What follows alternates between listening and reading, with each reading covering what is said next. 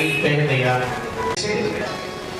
तो कहा तेरा बड़ा भैया रावण कुमार पर पांव रखेगा, जगदम्बा सीता का अपहरण करेगा और बस तेरे कुल का विनाश हो, तू भी मारा जाए। तो रावण ने कहा ये बात तूने मुझे बताई क्यों नहीं? अगर वो ये बात नारद जी ने पहले कह दिया था, मुझे बता देता। तो कुंभकर्ण कहता है मैं बताता तो तब जब समय मिलता ना। नारद जी ये बता करके चले गए और मैं सो गया और आज मैं उठा। ये भक्ति मानस में है। नारद मुनि मोहि ज्ञान जो कहा, कहते वो तो ही समय निर्वाह, मैं कहता तुझे लेकिन समय ही नहीं रहा, मैं सो गया और मैं आज उठा। और फिर वो कहता है रावण एक बात बता, तुझे तो छद्म वेश बनाना आता है, तू तो किसी का भी वेश धारण कर लेता है राक्षसी माया से। बोला हाँ कर लेता हूँ। तो कहा कि सारा कुटुंब तूने खपा दिया, फिर भी सीता तेरी बन नहीं पाई, तो तूने ऐसा क्यों नहीं किया? तू राम बनकर सीता के पास जाता और सीता पहचान ना पाती, तेरी हो जाती। तो राम बनकर क्यों नहीं गया? तो रावण ने जो कहा वो ध्यान से सुनिएगा और याद रखिएगा। रावण ने कहा कि भैया कुंभकर्ण मैंने राम का वेश बनाया, लेकिन जैसे मैंने राम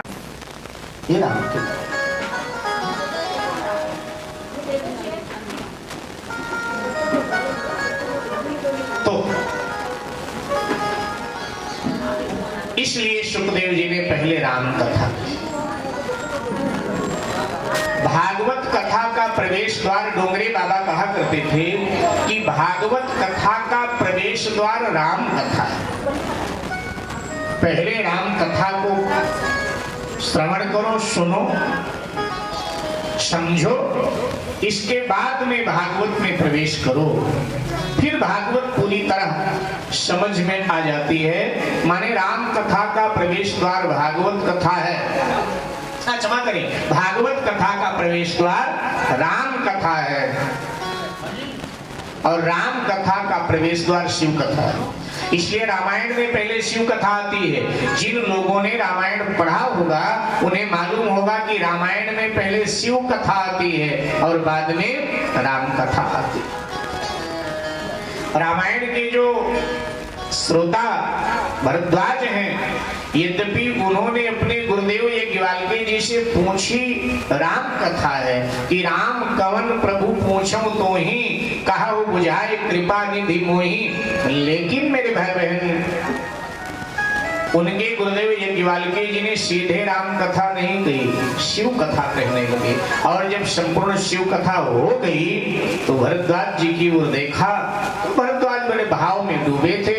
और तब यज्ञवाल्की जी ने कहा कि प्रथम ही मैं कही शिव चरित, बूझा मरम तुम्हारा, सूची सेवक तुम राम के, रहित समस्त विकार। सूची सेवक तुम राम के, रहित समस्त विकार।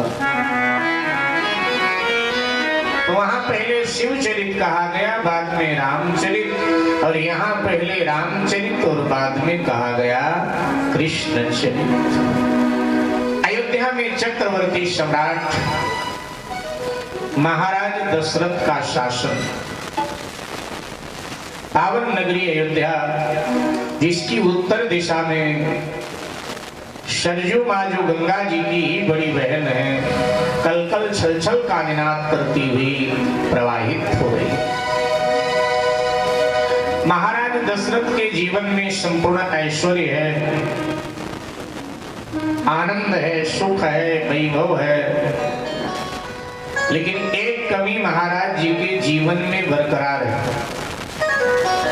अच्छा, एक कमी संसार में सभी के जीवन में पाई ही जाती है, एक से अधिक भी हो सकती है, अगर अधिक नहीं तो एक तो पाई जाती है, क्योंकि संसार अपूर्ण है और संसार में रहने वाला हर व्यक्ति भी अपूर्ण है। संसार जब भी मिला, जिसे भी मिला, अपूर्ण मिला है। परमात्मा जब भी मिला, जिसे भी मिला, पूर्ण मिला है, क्योंकि परमात्मा ही पूर्ण है। तो जब भी मिला, जिसे भी मिला, पूर्ण मिला। इसीलिए वेदों ने घोषणा किया, पूर्णमदः पूर्णमिदं पूर्णात् पूर्णमुदच्यते पूर्णस्य पूर्णमादाय पूर्णमेवावशिष्यते। आपने लोक व्यवहार में देखा हो, जहाँ पानी बहुत है वहाँ पीने वाले नहीं, और जहाँ पीने वाले बहुत हैं वहाँ पानी नहीं। जिनके पास बिस्तर है उनके आंख में नींद नहीं, जिनके आंख में नींद है उनके पास बिस्तर नहीं, जिनके पास कमरे कई हैं उनके पास सोने वाले नहीं, जिनके यहाँ सोने वाले बहुत हैं उनके पास कमरे नहीं, जिनके पेट में भूख है उनके पास भोजन नहीं है, और जिनके पास भोजन है उनके पेट में भूख नहीं। अगर कभी कभी भूख लगे भी और मन हो जाए कि कुछ चटपटा खा लें आज, तो डॉक्टर साहब की पर्ची याद आती है, क्या लिखा है खाने को। बच्चे पढ़कर बताते हैं कि लिखा है कि बाबा रामदेव वाली दलिया खाओ, तोरी की सब्जी खानी है, घिया की सब्जी खानी है, बाकी कुछ नहीं खाना। मन हुआ था महीनों बाद कि कुछ खाएं चलते। यही ब्रह्मा के सृष्टि की विडंबना है मेरे। कोई ना कोई कमी जीवन में रह ही जाए। संसार अपूर्ण है तो अपूर्णता तो रहेगी। चक्रवर्ती सम्राट महाराज दशरथ के जीवन में भी एक बहुत बड़ी कमी है। इतना बड़ा साम्राज्य, लेकिन उस साम्राज्य का कोई वारिस नहीं है। यद्यपि संतान के लोभ में महाराज ने 3 विवाह कर लिया, लेकिन तीनों रानियां संतान देने में असमर्थ रहे। जब एक लंबे समय तक संतान की प्राप्ति महाराज दशरथ को नहीं हुई, तो उन्होंने ये मान लिया कि प्रजा भी तो राजा का पुत्र ही कहलाता है, तो ये जो संपूर्ण प्रजा है यही मेरे पुत्र हैं, यही मेरी पुत्रियां हैं, ऐसा मान लिया। लेकिन एक दिन महाराज के जीवन में कुछ ऐसी घटना घटित हुई कि महाराज का मन ग्लानि से भर गया कि नहीं नहीं, संतान तो होने ही चाहिए। महाराज दशरथ के जो धर्म गुरु हैं उनका नाम है वशिष्ठ जी, और वशिष्ठ जी की जो पत्नी है उनका नाम है अरुंधति जी। तो एक दिन दोनों पति पत्नी एकांत कक्ष में बैठे थे, तो बस थोड़ी खटपट हो गई आपस में, पति पत्नी थोड़ी कहा सुनी हो गई। कई बार हो जाती, होनी भी चाहिए कभी कभी, हमेशा शांति घर में अच्छी नहीं लगती, कभी तो पति पत्नी में खटपट होना चाहिए। तो खटपट हो गई दोनों की। कारण क्या था, वशिष्ठ जी महाराज ने थोड़ी आत्म प्रशंसा कर दिया पत्नी के सामने। वशिष्ठ जी महाराज ने थोड़ी अपनी बड़ाई कर दी अरुंधति जी के सामने। अब देखो माताओं बहनों, बुरा मत मानना, ज्यादा तो आप सबको अनुभव होगा, हम तो ठहरे कथावाचक जो कहीं पढ़ लेते हैं वही बोल देते हैं, ठीक है। इसलिए हम पर नाराज मत होना, क्योंकि अभी तो 14 तारीख तक हमें जरूरत है ना आपकी। आप नहीं आएंगे तो कथा किसको सुनाएंगे? और फिर कमेटी वाले भी कहेंगे आपने ऐसी बात बोल दी, आप दक्षिणा आपको नहीं देंगे, अब कोई सुनने ही नहीं आता है। अब ऐसा हम लिखा है वो मैं बता रहा हूँ, ये लिखने वालों से आप पूछना, ज्यादा तो आप सबको अनुभव होगा। ऐसा मिलता है लेख कि भाई पति कितना भी गुणवान क्यों ना हो, लेकिन वो पत्नी के सामने अपनी बड़ाई करे तो पत्नी कभी नहीं मानती है सब गुण तुम में। वो यही कह देते ऐसे ही तुम अपनी बड़ाई पीटते रहते, तुम्हें क्या गुण है। तो अरुंधति जी ने भी बोल दिया। वशिष्ठ जी ने कहा क्या था, वशिष्ठ जी ने कहा कि देखो देवी, जैसे मेरे पिता ब्रह्मा जी सर्वगुण संपन्न है ना, ऐसे मैं भी सर्वगुण संपन्न हूँ। मैं पिता वाले जितने गुण हैं वो सब मुझ में है। अरुंधति जी ने कहा मैं नहीं मानने वाली आपकी बात, मैंने तो नहीं देखा अब तक। कि जो गुण आपके पिता में, उनमें से आधे भी आप में हो। मैंने तो नहीं देखा, इतने दिन हो गया मुझे आपके साथ रहते थे, मैंने तो नहीं। क्यों नहीं है? वशिष्ठ जी ने कहा।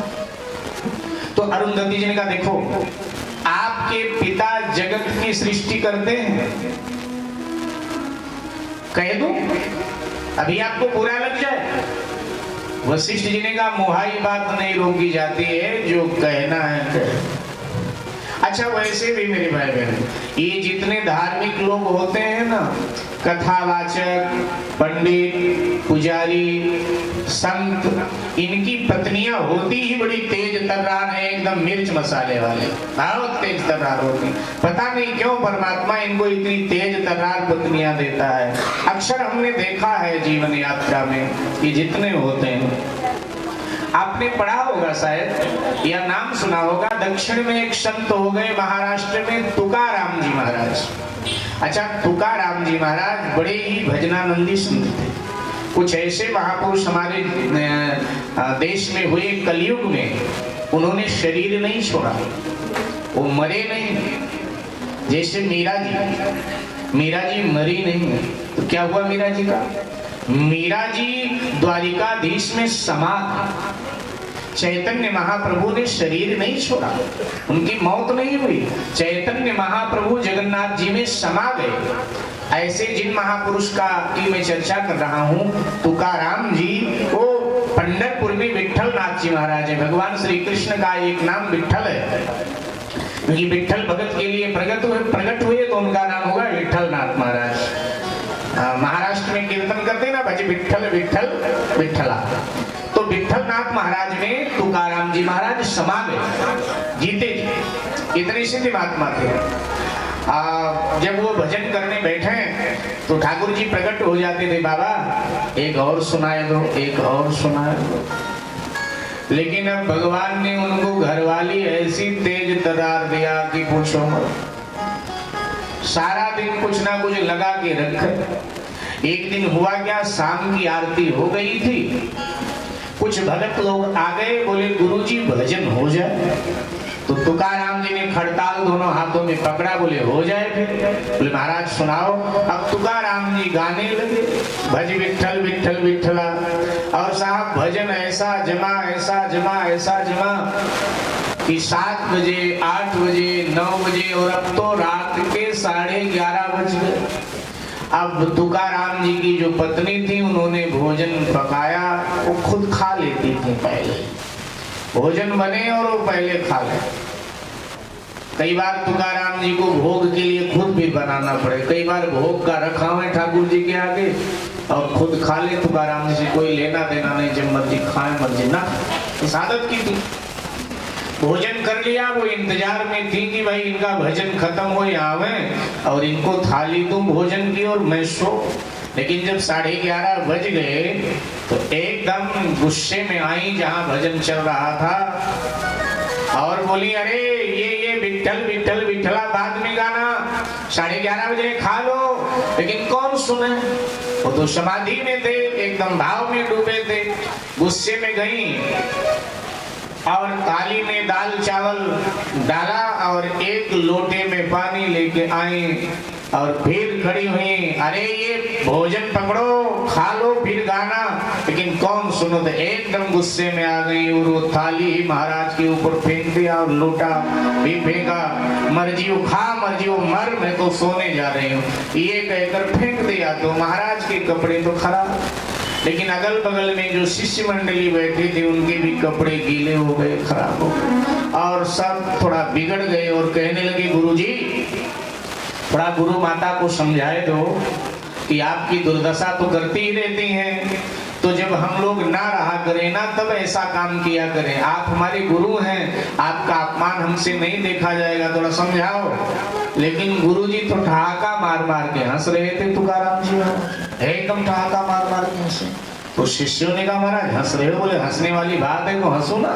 बोले हंसने वाली क्या बात, इतना बड़ा आपका अपमान कर दिया सबके सामने गुरु माता ने और आप हंस रहे। बोले भैया हंसने वाली बात है, ये तो बड़ी कृपा है भगवान की, ये बड़ी कृपा भगवान की है कि भगवान ने इतना बढ़िया पत्नी हमको दिया। बोले बढ़िया दिया है पत्नी, तुकाराम जी ने कहा और क्या, हमारी पत्नी ने सदियों पुरानी कहावत को झूठा कर दिया। बोले क्या कहावत झूठा कर दिया? बोले सदियों पुरानी कहावत है कि जो गरजता है बरसता नहीं है, लेकिन हमारी घरवाली तो गरजती भी है बरसती भी है। ठाकुर जी ने इतनी बढ़िया पत्नी हमको दिया है, इसलिए ठाकुर जी को धन्यवाद करते। तो धार्मिक लोगों का कुछ ऐसा ही होता है।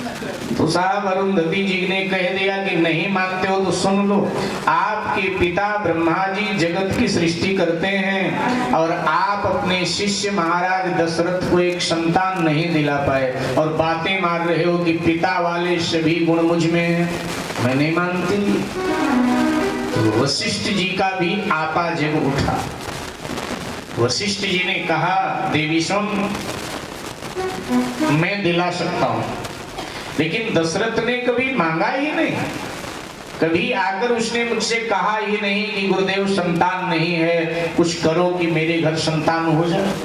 अगर उसने कहा होता तो मैं दिला देता। तो अरुंधति जी ने कहा कौन सी देर हो गई है, अगर अब आकर राजा मांगे आपके आगे तो? बोले अब मांगे तो अब भी दिला दूं, इतना सामर्थ्य में रखता हूँ, ब्रह्मा का पुत्र हूँ। एक बार फिर दोबारा कह रहा हूँ। तो अरुंधति जी ने कहा ठीक है, तो एक काम मैं कर देती हूँ, दूसरा आप कर दो। क्या करेगी? अरुंधति जी ने कहा कि दशरथ जी के हृदय में पुत्र लोभ मैं पैदा करूंगी, लेकिन दिलाना तुम्हारा काम है। वशिष्ठ जी ने कहा पक्का। अरुंधति जी ने अपने पोते वामदेव को अपनी गोद में लिया। 7 वर्ष का बच्चा वामदेव गोद में लिया। दोपहर का समय सीधे महाराज दशरथ के राजमहल में प्रवेश कर गए। दशरथ जी भोजन करने के लिए विराज चुके थे, भोजन की थाल आ चुकी थी। देखा सामने से गुरु माता आ रही हैं, तो दशरथ जी ने रानियों को आवाज दिया, अरे गुरु माता आ रही हैं। तो रानियों ने दौड़ करके गुरु माता का सम्मान किया जो होना चाहिए, उनको उच्च आसन पर बिठाया। और अब दशरथ जी को अरुंधति जी ने कहा बेटा राजा भोजन कर लो, जा आप भोजन करो। दशरथ जी बैठे, जैसे ही भोजन का ग्रास मंत्र पढ़कर अपने मुंह में डालने जा रहे थे कि अरुंधति जी ने राजा और रानियों की नजर बचाकर धीरे से अपने पोते वामदेव को चुटकी भर लिया। अच्छा, जैसे चुटकी भरी तो वामदेव जोर जोर से रोने लगा। नन्हे बच्चे को कोई चुटकी काट ले तो क्या करेगा, बेचारा रोए। तो वामदेव जोर जोर से रोने लगा। दशरथ जी ने कहा गुरु माता ये गुरु पुत्र क्यों रो रहे हैं, क्या बात है? कोई खिलौना, मिठाई, कपड़े कुछ चाहिए तो मैं दिलवा देता हूँ, रो क्यों रहे?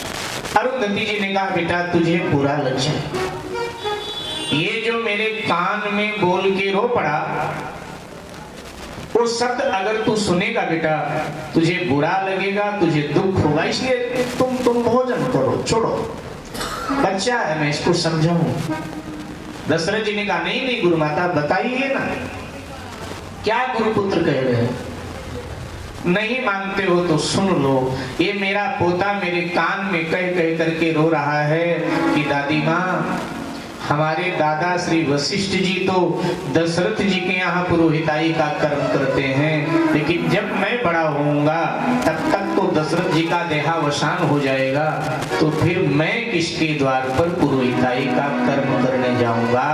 इसको अपना भविष्य अंधकार में लग रहा है, इसलिए भविष्य की चिंता में रो रहा है कि महाराज दशरथ के तो कोई संतान नहीं है, मैं किसके द्वार पर जाऊं। जैसे ये महाराज दशरथ ने सुना, भोजन का ग्रास हाथ से छूट कर गिर पड़ा।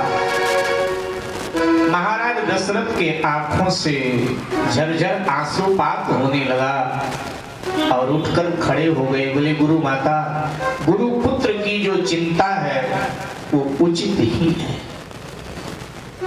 मेरे बाद मेरा गुरु पुत्र किसके द्वार पर जाएगा।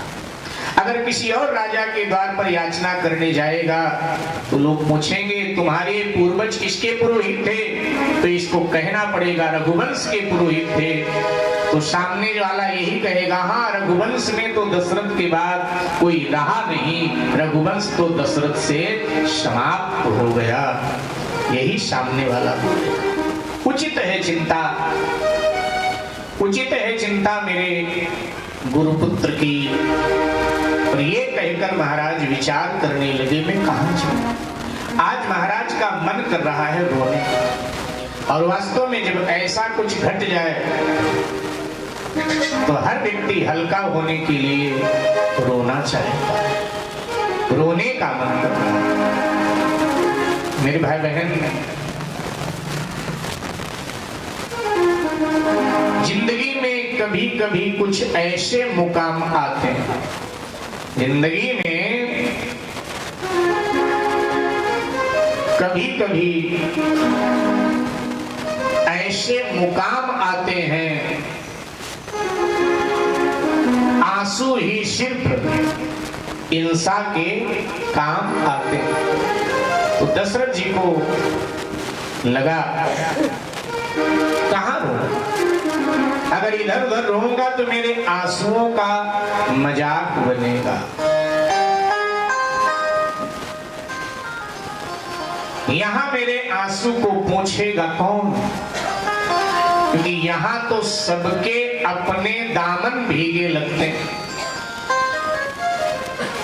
रोने वालों के सामने रोना ठीक नहीं, ये कहां मेरे आंसू पोंछेंगे, ये तो स्वयं रोते, कहां रोऊंगा। तो दशरथ जी बताते हैं रोना कहां चाहिए। रोने का क्षण कई बार जीवन में आ ही जाता है, पर जब रोने का क्षण आए तो कहां रोया जाए। दशरथ जी कहते हैं केवल दो जगह रोना चाहिए, दो जगह के, या तो समर्थ संत के चरण में बैठकर, या फिर भगवंत के चरण में बैठकर, अपने पूजा घर में बैठकर भगवान। दशरथ जी सीधे गुरुद्वार पर, गुरुग्राह गया तुरंत मही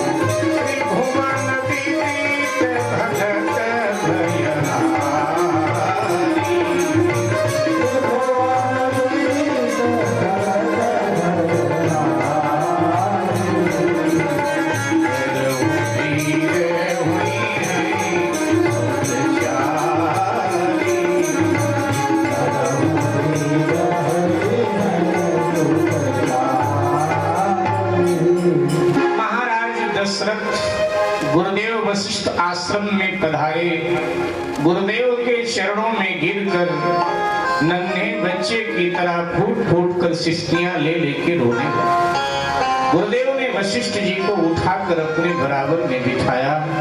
अपने उत्तरीय से वशिष्ठ जी ने चक्रवर्ती सम्राट के आंसुओं को पोंछा और कहा, राजा क्या हुआ तुझे? तेरा बचपना मैंने देखा है, तू मेरी गोद में खेला है, लेकिन इस तरह तो मैंने तुझे बचपन में भी रोते नहीं। आज क्या होगा? दशरथ जी ने कहा, गुरुदेव आपकी कृपा से सभी प्रकार का सुख मुझे मिला, लेकिन एक कमी जीवन में विद्यमान रही, मैं आपसे कह नहीं पाया, लेकिन आज कह रहा हूं। गुरुदेव, संतान के लोभ में मैंने 3 विवाह किया, लेकिन मेरी तीनों रानियां संतान देने में असमर्थ रही। आप भूत भविष्य वर्तमान की जानने वाले हैं, त्रिकालज्ञ दर्शी हैं आप। क्या संतान का सुख मेरे जीवन में नहीं? मेरे मृत्यु के बाद मेरे चिता में अग्निदान कौन करेगा? मेरा श्राद्ध तर्पण कौन करेगा? क्या दशरथ के बाद रघुवंश समाप्त हो जाएगा? इतिहासकार यही लिखेंगे कि जो वंश सूर्य से चला था आगे रघुवंश के नाम से जाना गया, लेकिन दशरथ के बाद वो वंश समाप्त। वशिष्ठ जी ने कहा, संतान चाहिए। हाँ गुरुदेव, कितने?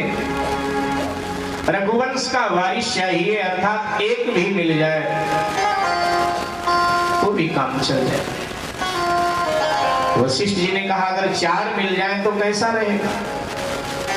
दशरथ जी ने अपना उत्तरीय फैला दिया वशिष्ठ के आगे, गुरुदेव ये तो आपकी बहुत बड़ी कृपा होगी मेरे ऊपर।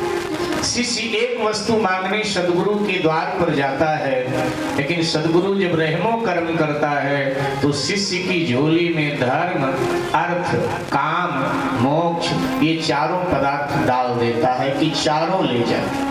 अब तुझे अन्य किसी के द्वार पर हाथ फैलाने की जरूरत नहीं पड़ेगी। दशरथ जी ने कहा, राजन धैर्य धारण करो, 4 संतानें होंगी आपके घर, और वो साधारण नहीं होंगी, उनका यश त्रिभुवन में विदित होगा, और वो अपने भक्तों के भय का हरण करने वाली होंगी।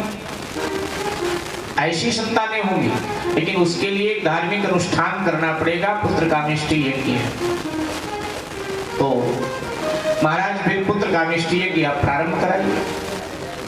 दशरथ जी ने कहा कि वो यज्ञ मेरे द्वारा संपन्न नहीं होगा, उस यज्ञ के विशिष्ट जानकार हैं श्रृंगी ऋषि। आज की भाषा में कहें तो स्पेशलिस्ट उस यज्ञ के हैं श्रृंगी ऋषि, उनको बुलाना पड़ेगा। श्रृंगी ऋषि को बुलाया गया। सरजू जी के पावन तट पर विशाल यज्ञ मंडप की रचना हुई। श्रृंगी ऋषि के आचार्यत्व में यज्ञ प्रारंभ हुआ। स्वाहा स्वाहा की ध्वनि से सारा वायुमंडल गूंजने लगा। यज्ञ की ऊंची ऊंची लपटें आकाश को स्पर्श करने लगी। ये यज्ञ 1 वर्ष तक चला, किसी भी प्रकार का कोई विघ्न नहीं आया। यजमान का संकल्प पवित्र होता है तो फिर किसी भी प्रकार का कोई विघ्न आता नहीं, तो कोई विघ्न आया नहीं। और अब जब पूर्णाहुति का मंत्र बोल करके श्रृंगी ऋषि ने अंतिम आहुति यज्ञ कुंड में अर्पित किया, तो यज्ञ कुंड से अग्नि नारायण भगवान प्रकट हो गए। बोलो अग्नि नारायण भगवान। श्रृंगी ऋषि वशिष्ठ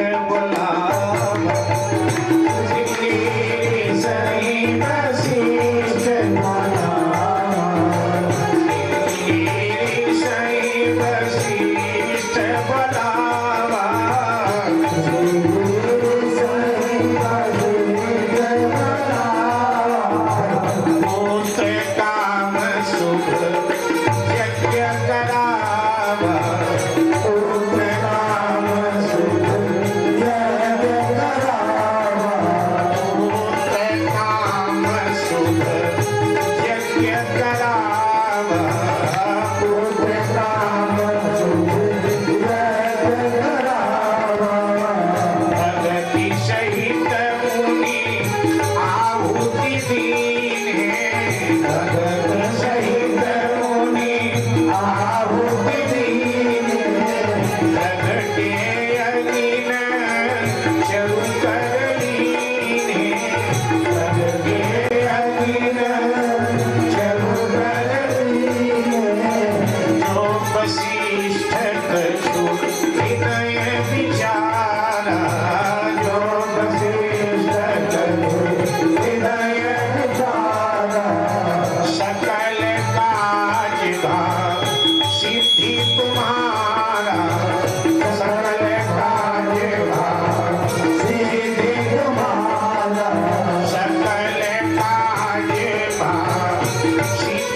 तुम्हारा सकल कार्य सिद्ध तुम्हारा।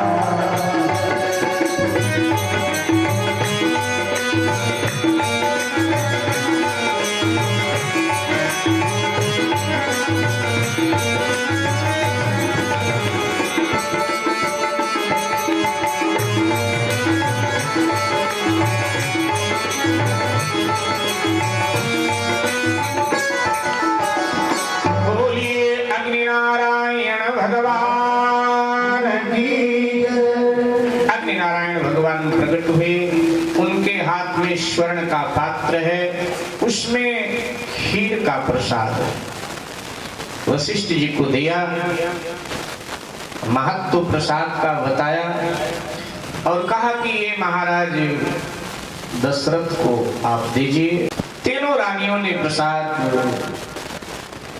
ग्रहण किया और गर्भावस्था का अनुभव किया। भगवान गर्भ में आ गए। कई लोग कहते भगवान गर्भ में नहीं आते, कई संप्रदाय के लोग, धर्म के लोग कहते भगवान गर्भ में नहीं आते, लेकिन हमारे वैदिक सनातन धर्म में कहा जाता है भगवान गर्भ में आते। कि रामायण में भी ये बात आई, भागवत में भी आई कि भगवान गर्भ में आते। तो ऋषियों ने भगवान से पूछ लिया कि महाराज कुछ कहते हैं गर्भ में नहीं आते हो, कुछ कहते हैं आते हो, मामला क्या माने? तो भगवान ने कहा जो लोग कहते हैं मैं गर्भ में नहीं आता हूँ, वो लोग ये भी तो कहते हैं कि भगवान सब जगह है, और जब मैं सब जगह हूँ तो क्या मैं गर्भ में नहीं हूँ? मैं गर्भ में भी आता हूँ, मैं प्रकट भी होता हूँ। वो मेरे ऊपर निर्भर है कि मैं प्रकट हूँ या मैं जन्म लूँ, वो मेरे ऊपर निर्भर है। ईश्वर सर्व समर्थ है। भगवान गर्भ में आ गए, स्पष्ट घोषणा किया कि जा दिन दे हरि गर्भ ही आए।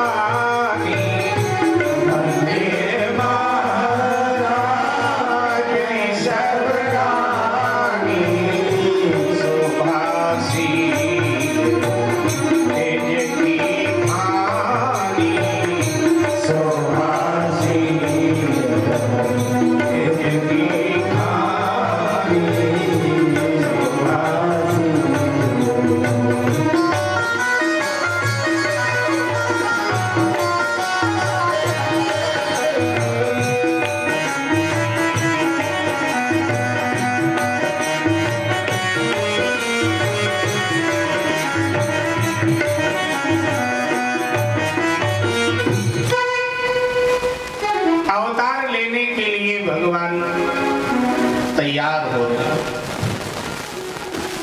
पता चला भगवान अवतार लेने वाले हैं, तो सभी तिथियां कतार में खड़ी हो,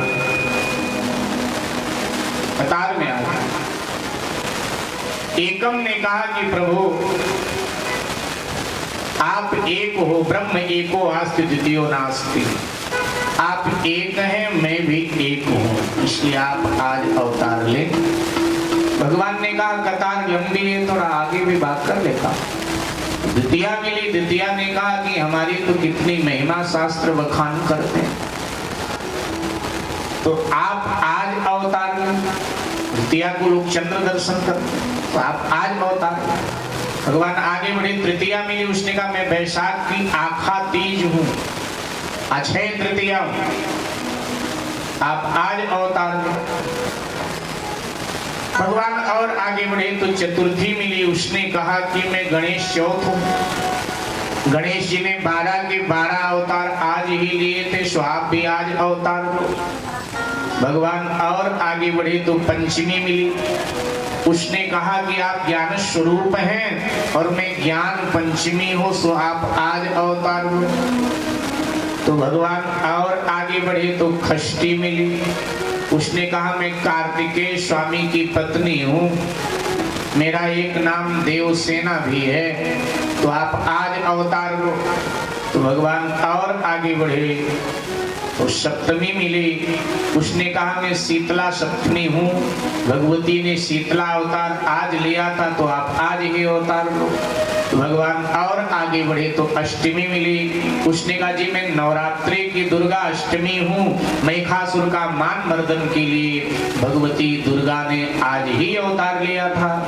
इतनी महिमा हमारी है, लोग कन्या पूजन करते हैं, दुर्गा सप्तशती का पाठ कराते हैं, यज्ञ कराते हैं, ब्राह्मणों को भोजन कराते हैं, तो आप आज अवतार लो।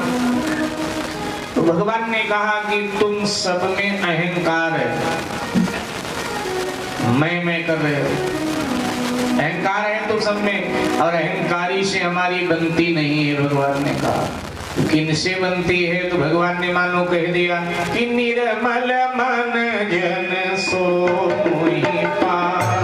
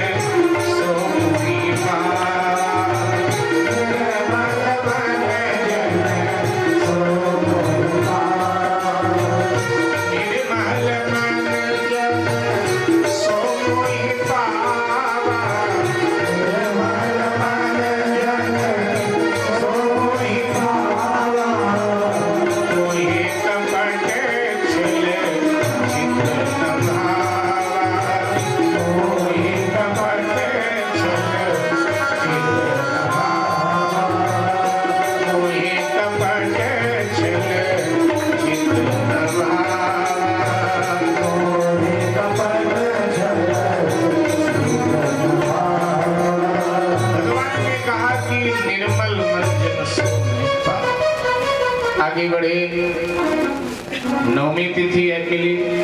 अब नवमी की गणना उन दिनों अच्छे तिथियों में नहीं थी, क्योंकि नवमी रिक्तदा तिथि मानी जाती थी, किसी देवी देवता से उसका संबंध नहीं था। तो नवमी नीचे सर झुकाए रो रही थी। भगवान ने कहा तू कौन है? नवमी ने कहा कि जी आपने ही चराचर जगत को उत्पन्न किया है प्रभु, और आप पूछ रहे हो मैं कौन? उन लोगों में गुण थे तो उन्होंने अपने अपने गुण कहे, लेकिन मुझ में तो कोई गुण है ही नहीं। नाथ सकल साधन में ही ना, कोई साधना नहीं है। मैं क्या बताऊं मैं कौन हूं? आप चाहो स्वीकार करो, चाहो ठुकरा दो। नवमी भगवान को प्रिय लगी। जो भगवान के आगे दीन हो जाता है, भगवान उसको प्यार करते हैं। जी दीन प्यारे वेद पुकारे, जाहि दीन पर ने भगवान दीनों से स्नेह। नवमी प्रिय लगी और भगवान ने कह दिया कि मैं नवमी तिथि को अवतार लूंगा। समय आ गया, चैत का महीना, शुक्ल पक्ष, मंगलवार का दिन, नवमी तिथि, मध्याह्न के दोपहर के 12 बजने वाले। शंकर जी ने ब्रह्मा जी से कहा वेद ही पढ़ते रहोगे या गर्भास्तुति करने भी चलोगे? क्या समय हुआ? शिव जी ने कहा 12 बजे तो भगवान प्रकट हो जाएंगे, फिर भीड़ इतनी महल में हो जाएगी, फिर स्तुति हम लोग कैसे कर पाएंगे? भगवान के प्रागट्य के पहले ही चलो स्तुति हम लोग कर लेते हैं। और जैसे इतना कहा, तत्क्षण साथ तैयारी हुई। भगवान शंकर, ब्रह्मा जी, सभी देवी देवता अपने अपने विमानों में बैठ करके अयोध्या के अंतरिक्ष पर आ गए। कौशल्या अम्बा के राजमहल पर आकाश से पुष्प वृष्टि हो रही है और सब भगवान की गर्भास्तुति कर रहे हैं। आइए हम सब भी इस भीड़ में शामिल हो देवताओं के साथ। सब देव चले महादेव चले, ले ले फूलन को हार रे, आओ राघो नाग लिया। सब देव चले महादेव चले, ले ले फूलन को हार रे, आओ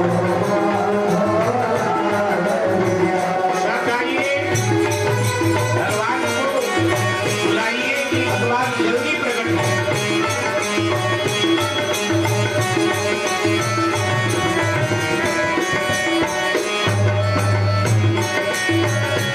शिवदेव चले महादेव चले, ले ले फूलन को हार रे, आओ राघो नाग लिया। सब देव चले महादेव चले, ले ले फूलन को हार रे, आओ राघो नाग। सब देव चले महादेव चले, ले ले फूलन को हार रे, आओ राघो नाग लिया। सब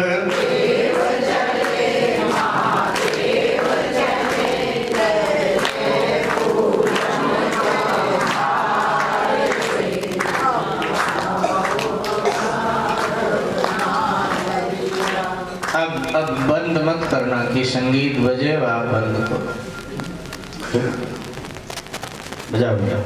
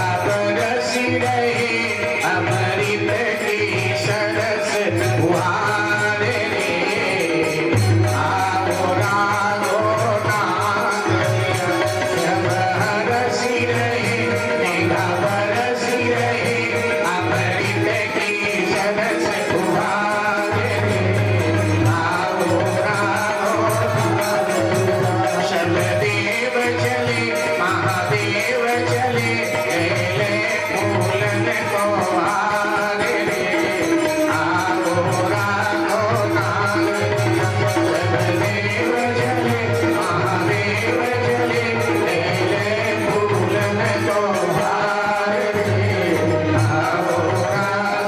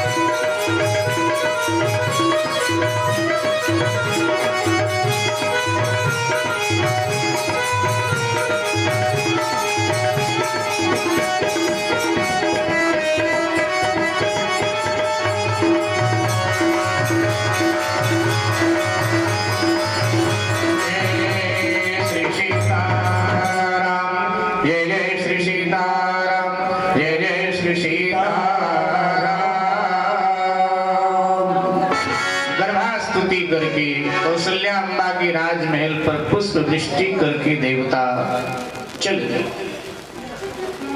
इधर पर्वतों ने अपनी कंदराओं से मणि मुक्ताओं को बाहर फेंकना प्रारंभ कर दिया। तो संतों ने पूछा पर्वतों से कि ये मणि मुक्ताओं को बाहर क्यों फेंक रहे हो? पर्वतों ने कहा न्यौछावर कर रहे हैं। बोले किसका लिए न्यौछावर कर रहे हो? बोले अयोध्या में भगवान का प्रागट्य होने वाला है, इसलिए न्यौछावर कर रहे हैं। बोले भगवान तो राजमहल में आ रहे हैं, तुम्हें क्या लाभ होगा? पर्वतों ने कहा बहुत बड़ा लाभ होगा। जब प्रभु वनवास लीला करेंगे तो 14 वर्ष नंगे पांव पहाड़ियों पर भ्रमण करेंगे तो हमें चरण छूने का सौभाग्य मिल जाएगा, इसलिए हम बहुत खुश हैं, आनंद में हैं, न्यौछावर कर रहे हैं। ठीक, बिना ऋतु के ही फल आ गए, फूल आ गए वृक्षों में। तो वृक्षों से पूछा गया तुम्हें क्या प्रसन्नता है? तो वृक्षों ने कहा कि जब वनवास भगवान को होगा तो 14 वर्षों तक वृक्षों की छाया में निवास करेंगे, हमें भी सेवा का अवसर मिलेगा, हम भी धन्य धन्य हो जाएंगे, इसलिए हम प्रसन्न हैं। 3 प्रकार का पवन बहने लगा, शीतल मंद सुगंध। 3 प्रकार का पवन बहने लगा। तो पवन देवता से पूछा गया कि तुम्हें क्या प्रसन्नता है? तो पवन देवता ने कहा कि जिनका अवतार होने जा रहा है उनकी सेवा में मेरा बेटा हनुमान जाएगा और बेटे के साथ मेरा भी नाम स्मरण किया जाएगा, इसलिए हमें प्रसन्नता हो रही है, हमें आनंद हो रहा है। मेरे भाई बहन, सरजू में बिना ऋतु के ही बाढ़ आ। देखो सावन भादों के महीने में नदियों में बाढ़ आवे, सावन भादों के महीने में नदियों में बाढ़ आवे तो कोई आश्चर्य नहीं, लेकिन चैत के महीने में जब बड़ी बड़ी नदियां सूख जाती हैं तब सरजू में बाढ़, तो आश्चर्य की बात तो थी। तो सरजू मैया से पूछा गया,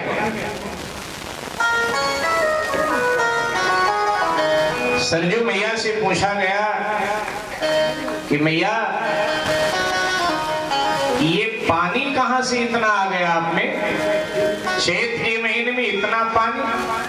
तो सरजू मैया ने कहा देखो पानी नहीं है। तो सरजू मैया ने कहा ये मेरे आनंद के, मेरे प्रेम के ये आंसू हैं।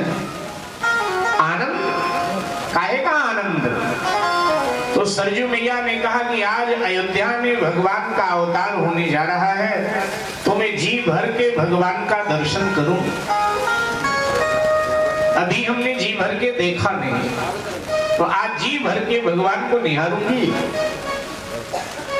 तो सरजू मैया से पूछा गया कि देखो मैया आपकी ससुराल तो क्षीर सागर में है, आपकी ससुराल क्षीर सागर में, और क्षीर सागर में ही भगवान शेष सैया पर शयन करते रहते हैं, तो वहां आपने भगवान का दर्शन नहीं किया क्या?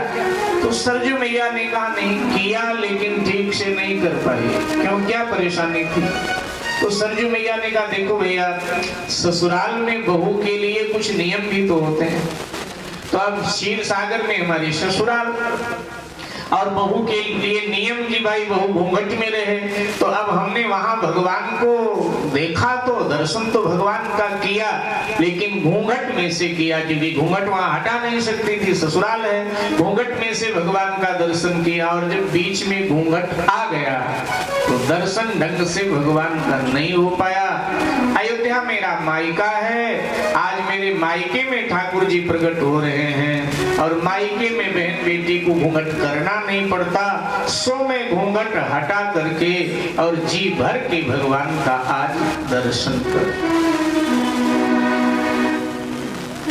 साहित्यकार लोग कहते हैं कि देखो भाई, सरजू जी भी नारी है ना, और ये नारी मन सदा ऐसा ही रहा है, कोई भी हो कि किसी भी नारी के ससुराल में कोई मंगल उत्सव हो तो उसको कुछ ज्यादा प्रसन्नता नहीं होती है, लेकिन अगर उसके मायके में कोई मंगल उत्सव हो तो हर नारी को बहुत आनंद होता है, वो बहुत प्रसन्न होती। ज्यादा तो आप सब जान सकती माताएं बहनें, हमने तो साहित्य की बात बताई, मैंने कहा ना हम तो कथावाचक हैं, जो पढ़ते हैं वो बता देते हैं, बाकी ये इस बारे में अनुभव तो आप ही सबको होगा ज्यादा, कि मायके में कोई मंगल उत्सव हो तो नारी को कुछ प्रसन्नता अधिक होती है। तो चूंकि ये मंगल उत्सव सरजू जी के मायके में होने जा रहा है, उनके मायके में भगवान प्रकट होंगे, तो इसलिए आनंद होना उनके लिए स्वाभाविक है। सरजू जी में लहरें उठ रही हैं, भागवत कथा कह रहे हैं।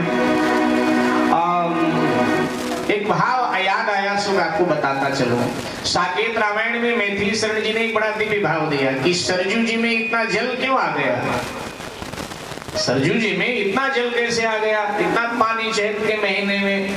तो उन्होंने कहा देखो भैया, सरजू जी क्षीर सागर को भी आई, हर नदियां किसी न किसी सागर में मिलती हैं, सरजू जी क्षीर सागर को भी आई हैं। तो कहा कि देखो, सागर कभी अपनी ससुराल नहीं जाता, या जाता है?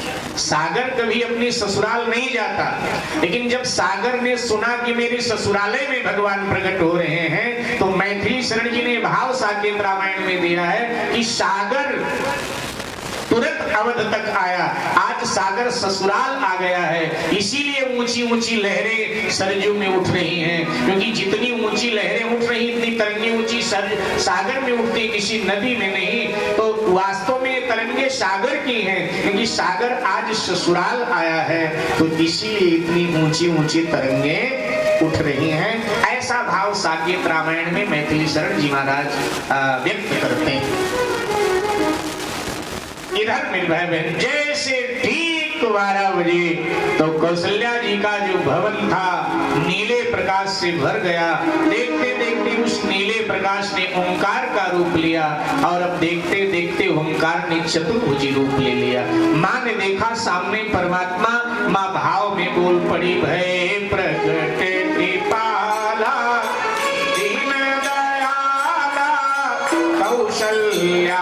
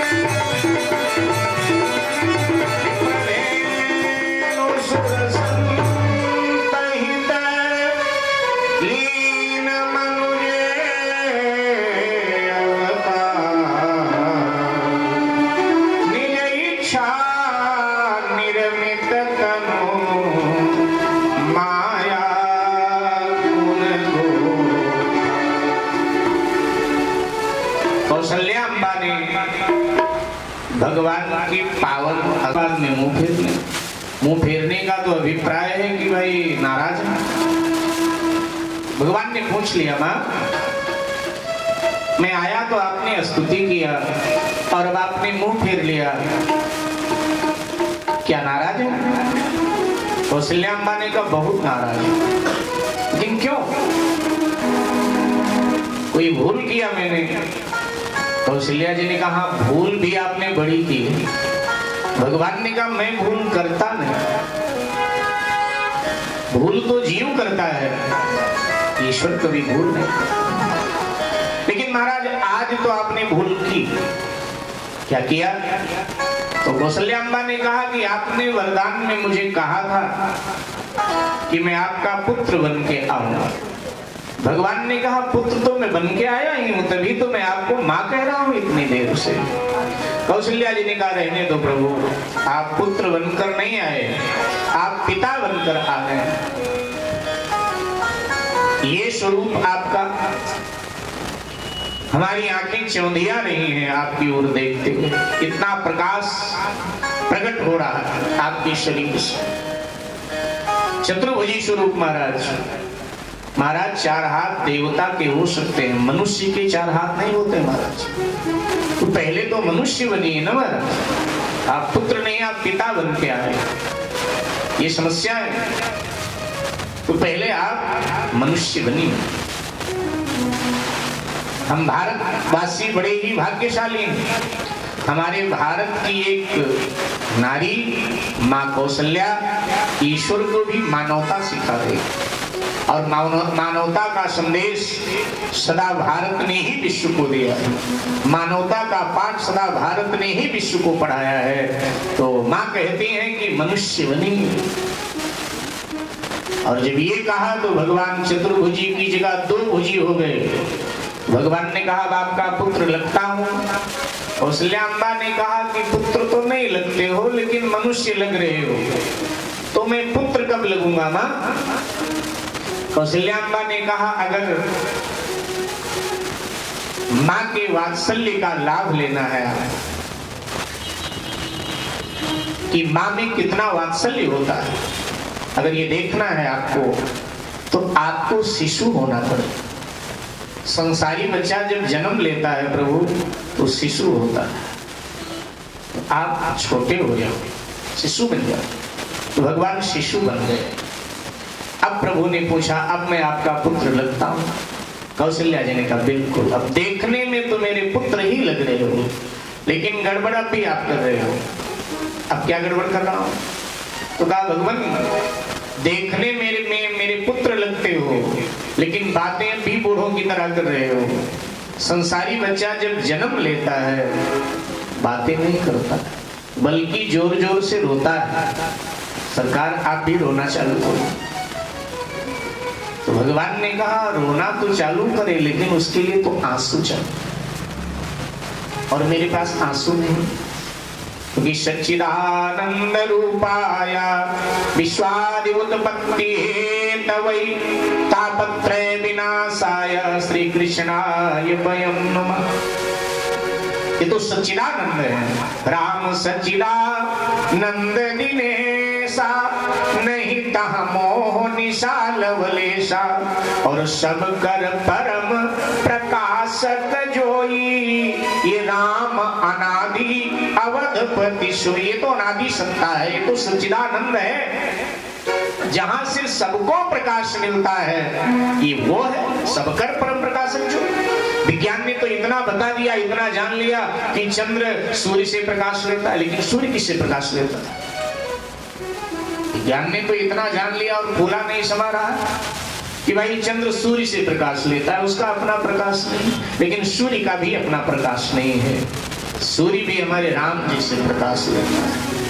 तुलसीदास जी ने बात खत्म कर दिया कि सबकर परम प्रकाशक जो, ये सबका परम प्रकाश, ये सबको प्रकाश दे रहा है। जहां जहां सौंदर्य दिखाई दे रहा है वो सब रामे जी से उधार लिया गया। तो मेरे भाई बहन कहा मैं तो सच्चिदानंद हूं, आंसू कहां से? कौशल्या जी ने कहा ये नहीं पता मुझे, बस रोना चाहिए। ठीक है माँ, जब आप कहती हैं तो फिर मैं पुत्र बन के आया हूं तो आपकी आज्ञा का पालन करूंगा। भगवान रोने लगे। थोड़ा समझ लीजिए, ज्ञानी भगवान को बड़ा तो बना सकता है, लेकिन ज्ञानी का सामर्थ्य नहीं कि भगवान को छोटा बना। लेकिन भक्ति जब चाहे तो भगवान को बड़ा बनावे और भक्ति जब चाहे तो भगवान को छोटा बनावे। ज्ञानी भगवान को हंसा तो सकता है। जब ज्ञानी बड़ी बड़ी ऊंची ऊंची ज्ञान की बातें करता है तो भगवान हंसते हैं, ऊंची ऊंची बातें। जब वेद की ऋचाएं गाता है तो भगवान हंसते हैं कि मेरे श्वास से ही ये ऋचाएं निकली हैं जो तू मुझे सुना रहा है। तो ज्ञानी भगवान को हंसा तो सकता है, लेकिन ज्ञानी कभी भगवान को रुला नहीं सकता। लेकिन भक्ति भगवान को हंसा भी सकती है और भक्ति भगवान को रुला भी सकती है।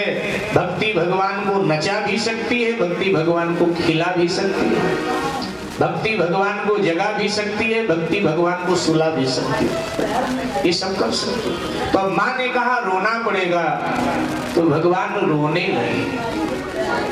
तो फिर प्रश्न हुआ कि आंसू कहां से लाए? बोले जब भगवान को रोना होता है ना तो भगवान भक्त के आंसू ले लेते हैं कि अब तू मेरे पद पर पहुंच जा, मैं तेरे पद पर। इसीलिए आगे लिखा गया ये चरित्र जे गाँव ते हरि पद पावे। भगवान उन्हें अपना पद दे दे, तू मेरा पद थोड़ी देर संभाल, मैं तब तक तेरा पद लेके थोड़ा रोना धोना कर लेता हूँ।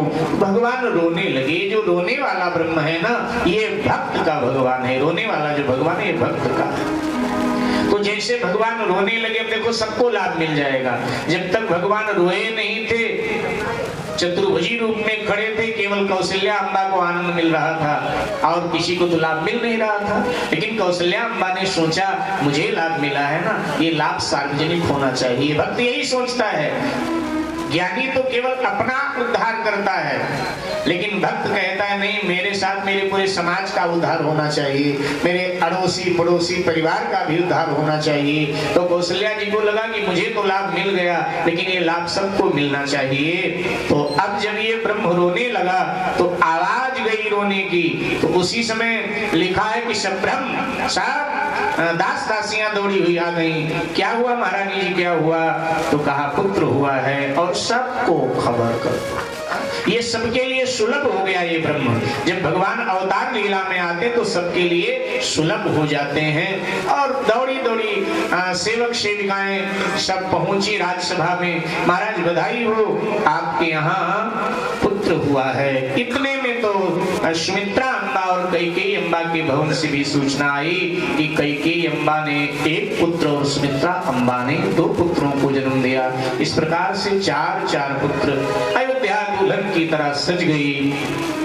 लोग रंग बिरंगे कपड़े पहन कर राजभवन में प्रवेश करते हैं। चक्रवर्ती सम्राट आपको बधाई हो, महारानी जी आपको बधाई हो।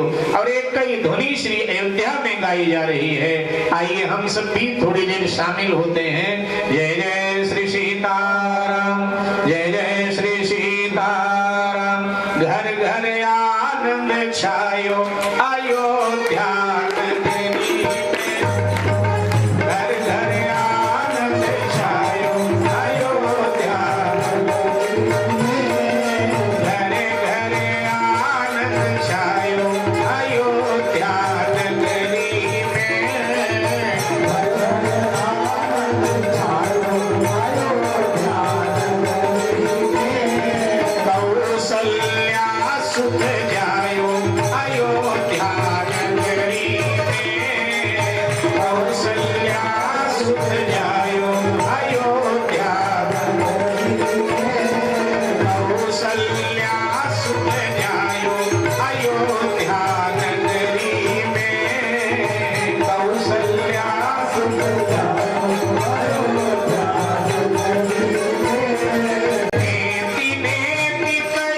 महिमा गावे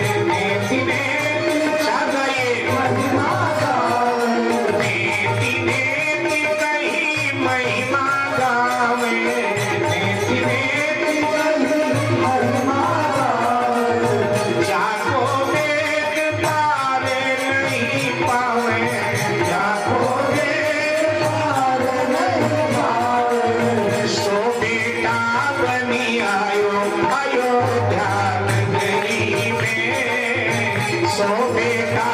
कृष्णावतार की किशोरी जी कमल के पुष्प से प्रकट हुई। तो आइए किशोरी जी प्रकट हुई तो किशोरी जी का स्वागत कर लेते हैं, फिर आगे बढ़ते हैं कन्हैया के प्रागट्य की ओर। क्योंकि किशोरी जी का स्वागत नहीं करेंगे तो कन्हैया आने में देर करेंगे। हमारे महात्मा लोग ब्रिज के गाते हैं कि राधा जन्म न हो तो कृष्ण बेचारा रोतो। तो इसलिए राधा जी का प्रागट्य हो गया है। तो आइए थोड़ी देर बरसाना चलते हैं, लेकिन सुनो भाई, आराम से बरसाना चलो और राधा जी का दर्शन भाव से करो, ठीक है। जय जय। आवाज इतनी भीड़ फिर भी आवाज नहीं। जय जय। अब लगा कि भाई भागवत चल रही है, एक बार और बोल दो जय जय। चले बरसाना चले।